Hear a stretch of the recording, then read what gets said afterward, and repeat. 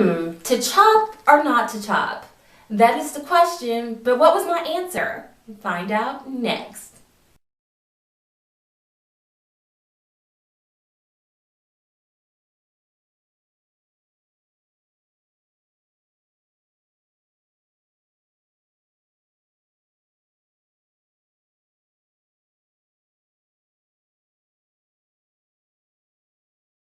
Everybody, Raquel back with another video.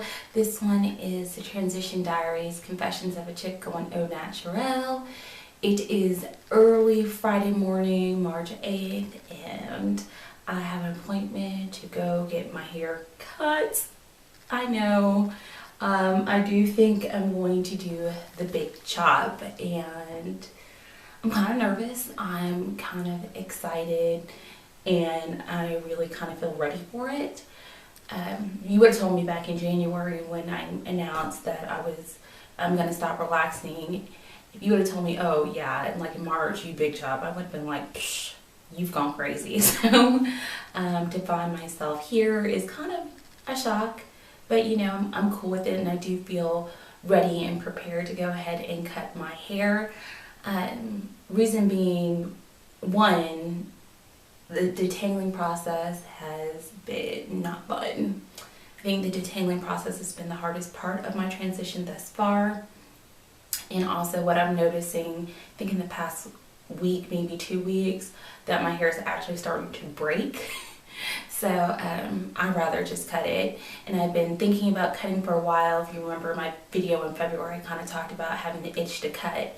And initially I thought, well, I'll transition for 8 months and, you know, cut in August. And then February, I'm like, well, maybe I'll cut in May or June. Now here we are in March, and I'm like, I think I'll cut like now. So I'm going to go ahead and finish up getting ready. I do have on makeup just because I think, you know, when you're cutting your hair, you want to kind of look your best so it's not as big of a shock. And I will come back later to let you know if I did BC and how it looked. But, you know, right now my hair is pulled back and detangled, and we'll just see how it goes. So y'all wish me luck. Bye. See you later.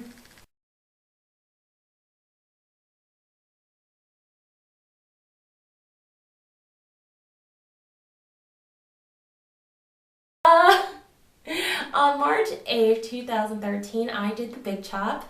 What is the big chop? Big chop is when you cut off your relaxed ends, leaving the non-processed hair, your natural texture hair behind. So this is all my natural texture. I'll try to come up close, and you can see, yeah, I chopped it.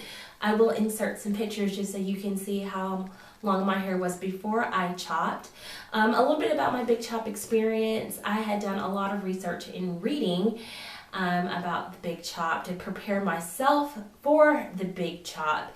In the beginning, in January, I thought that I would probably transition for about 8 months, and in August do my big chop. But by February, like, the two textures were driving me absolutely cray-cray. Like, to have these two textures going on, and my natural texture is super, super thick, and to have these stringy ends, it was just an all-out war. Detangling was taking like hours on end. I had breakage like no other. Like, you know, the fairy tale, or, you know, the story Hansel and Gretel, where they had like breadcrumbs. I was having like clumps of hair. You could find me by the clumps of hair. So my hair that was past my collarbone in the center had actually kind of broken, and it was like to here. So I had like these long sides, and my back was to here. And that was really the determining factor what made me go ahead and big chop when I did. I didn't want to rush my big chop at all, and I wanted to make sure I was ready. But if hair is breaking and I had a lot of split ends and stuff like that, I just felt like it's best to go ahead and let it go. So I did. I just let it go. I went to my stylist, who I've been going to for about 3 years, to do my big chop. I can book my appointments online, and I pin in a little note like, hey, we're doing the big chop.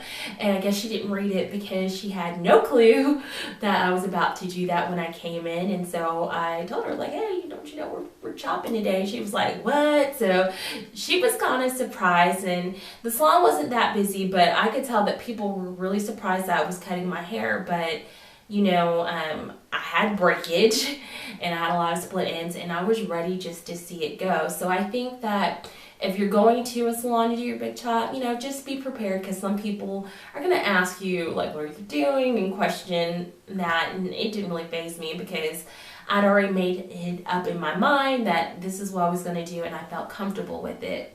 Before I went in to get my big chop done, I actually wore my hair pulled back off my face in like a low bun, so I could get used to having, I guess, like no hair, no bangs. It was a tip that I read on one of the many different websites that talks about going natural and natural hair, and I think it did help to some extent. I mean, it's still different when you actually cut your hair, but it's a great way to kind of prep yourself for not having, just like bangs and different things like that. This is the shortest I've ever had my hair. It's still wet because I just shampooed it, but this is how it looks like so far. My big chub, I came home. My hair was kind of hard from the products that she put in it. To me, it felt like a helmet, and I didn't like that, so I immediately went into the shower, washed my hair with what I've been using during the time I was transitioning, and had worked wonders, and my hair was still dry. So that's something I've actually read about your hair kind of going into shock and products that used to work not working. So that's why I encourage all those that are interested in going natural to do your research first, because when some of these things are happening, you won't be caught off guard. So yeah, my hair has been a little bit drier than normal, but I've just been keeping it hydrated with water and olive oil and jojoba oil. That has really been helping me keep my hair hydrated and moist. I know some of you are wondering, what did your husband think?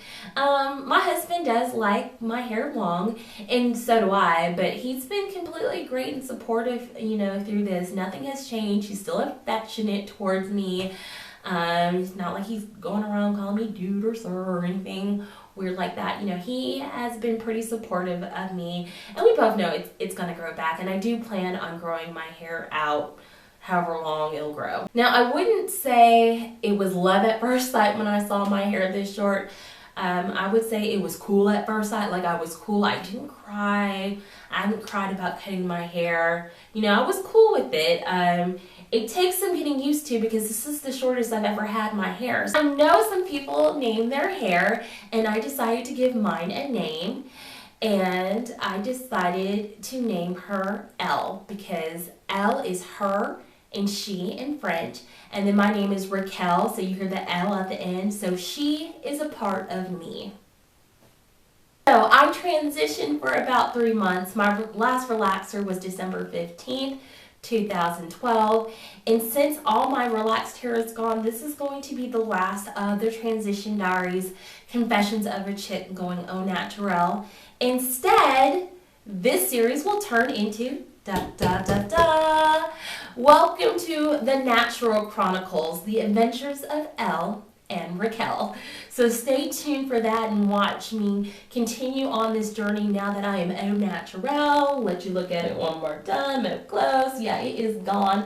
I'll pull it out. That's about as much hair as I have. If you're natural, thinking about going natural, or you love your relaxed hair, I wish you a very healthy and happy hair journey. Please like, comment, and subscribe. And guess what, guys? It's giveaway time. If you want to see what I'm giving away, click on the video inside this video to find out the details. Take care, everybody.